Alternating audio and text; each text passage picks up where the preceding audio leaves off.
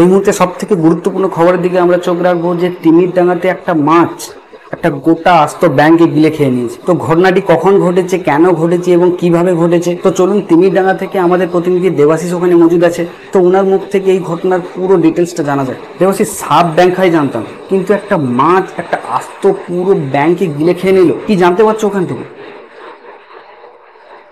দেখো নন্দনদা, একদমই এটা একটা খুবই সাংঘাতিক এবং মারাত্মক ঘটনা, এবং প্রাথমিকভাবে জানতে পারা যাচ্ছে যে ঘটনাটি ঘটেছে আজকে সকাল 7টা নাগাদ, এবং ঘটনাটি ঘটেছে তিমিরডাঙ্গারি অন্তর্গত একটা বড় পুকুরে, এবং মাছটা ছিল একটা কাতলা মাছ। আমরা একজন গ্রামবাসীকে সঙ্গে পেয়েছি, তো চলুন ওনার মুখ থেকে পুরো ঘটনাটা জানা যায়। ঘটনাটা কিভাবে ঘটলো, একটা মাছ পুরো একটা জলজ্যান্ত একটা ব্যাংকে খেয়ে নিল, তো এইরকম ঘটনা আগেও ঘটেছে না এই প্রথম? দেখুন, ওই মাছের স্বভাব চরিত্র খুব একটা ভালো ছিল না, সবসময় একটা দাদাগিরি করে বেড়াতো। এরকম ঘটনা যে আজকের শুধু ঘটেছে তা না, আগেও বহুবার ঘটেছে, আগেও বহুবার এরকম অনেক জ্যান্ত ব্যাংকে গিলে খেয়ে নিয়েছে। মানে ওই মাছের দাপটে আমরা পুকুরে অন্য কোনো মাছ ছাড়তে পারছি না, ছোট ছোট বাচ্চারা পুকুরে স্নান করতে যেতে ভয় পায়। তো আপনারা এই বিষয়ে পুলিশকে কিছু জানাননি?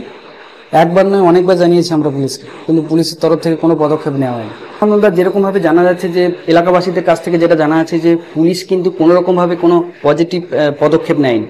তো এই ব্যাপারে এলাকাবাসীরা কিন্তু গভীর অসন্তোষ প্রকাশ করেছেন। অনেক ধন্যবাদ দেবাশিস তোমাকে। আরো কিছু গুরুত্বপূর্ণ খবর নিয়ে আপনাদের সঙ্গে আমি হাজির হব ছোট্ট একটা বিরতির পর। আপনারা দেখতে থাকুন এবং সাবস্ক্রাইব করতে থাকুন দেবাশিস ফানজুন চ্যানেলকে।